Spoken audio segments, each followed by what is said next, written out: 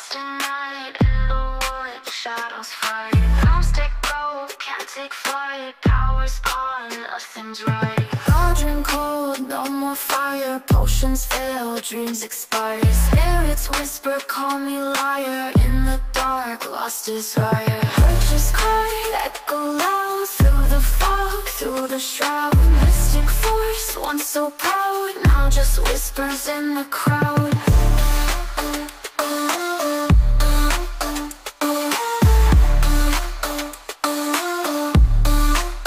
Babalan TV. Hi Libra, welcome po sa inyong reading. So this is for January the 22nd to January the 31st reading. Para po sa mga bago, don't forget to click the subscribe button, smash the like button, comment below kung kayo po ay nakaka-resonate, and hit the notification bell. Kung gusto niyo pong sumali sa ating live sessions, dun po yan sa ating kabilang channel, that is Babaylan TV. So yan po ang ating unang channel catered for our international audience, no? So nag-release din po tayo ng January the 22nd to the 31st readings sa kabilang channel. Sa ibang reading po yon. So kung hindi kayo nakaka-resonate dito, baka nandun po ang inyong reading. I want you to know, Libra, that this is a general reading. So you may resonate with the entire reading or you may resonate with some bits and pieces of the reading. Take what's only yours. Simulan na natin. So, Libra, firm foundation, positive movement forward, and solar plexus chakra. So, parang sinasabi dito na hindi tayo bibitaw, hindi tayo magpapapigil. Kumbaga, feeling mo, no, you are being guided by something, something or someone higher, diba?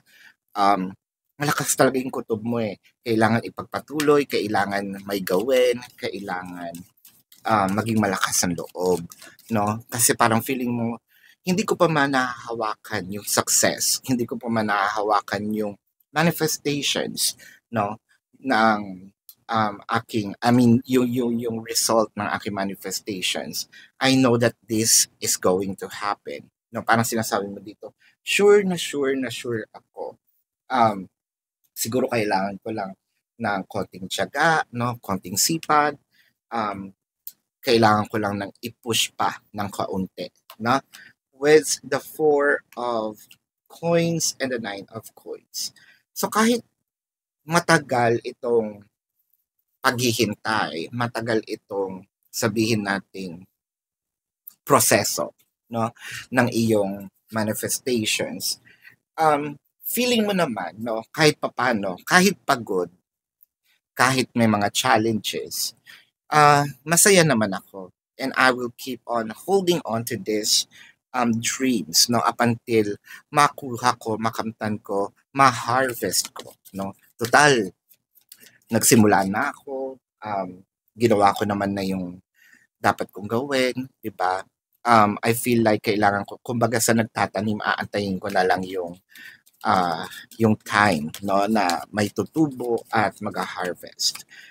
With the Judgment and the 2 of Cups, so parang sa'yo buo, decidido, eto na yung person na inaantay ko, eto na yung person na para sa akin.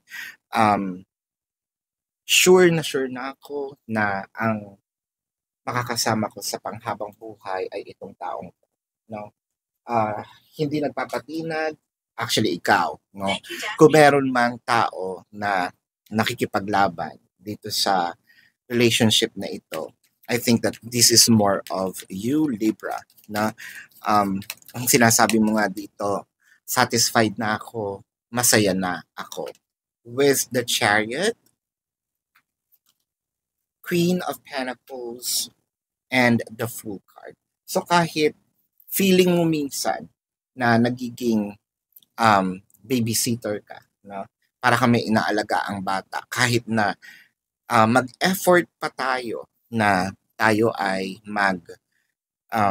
travel, no, para i-check itong person natin, willing tayong gawin ang mga bagay na iyan. Actually, I think that you're about to surpass the challenges. I think that you are about to harvest whatever it is, no, na parang gusto mong mangyari sa relationship, kahit na, this relationship might be a May December love affair, no? Sa iba, not always. If not May December love affair, pwedeng konti lang naman yung age gap, di ba?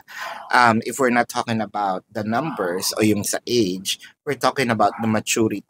So parang okay lang din naman, parang balance, no? Someone needs the other person, someone is guiding the other person. With the King of Cups, the Seven of Wands, and the Six of Wands. I think meron na ditong unti-unting pagtanggap, unti-unting pag-embrace, no? Embrace doon sa nangyayari, embrace doon sa posibilidad, no, na this connection might go to another level of commitment dahil nakikita mo na may konting karuwagan, kumbaga kaalwanan, meron na rin mga abundance, no, na ibinibigay at pinamamahagi ng iyong person sa iyo, whether it is literally a gift or ito yung nagdadagdag sila ng extra time, energy, effort, no, sa iyo. I think na mas nakikita mo dito ngayon yung pagiging codependent, no? Meron silang codependency about doon sa energy mo. Pwedeng ito ay dahil sa iyong pag-aalaga, pwedeng ito ay also dahil sa mga mabubuting ginagawa mo. It can also be your wisdom, no? I feel like iba yung level ng pinakita mong aruga, no? Almost like mother figure nga with the Magician and the Knight of Pentacles. I feel like eto na rin sila, nakita na rin nila yung taong makakapagpasaya sa kanila or probably taong they prayed for. So I think that this is a mirrored energy for the both of you with the Temperance and the 10 of Wands. 10 of Wands is clarified by the Empress and the 5 of Pentacles. For those of you na medyo sabihin natin nasa third-party situation or you might be in a competition with other energies, so ang nakikita natin dito ay medyo nahihirapan na siya, naiwan ka at mas madali sa kanyang ipagpalit, no, yung kabila, choosing you.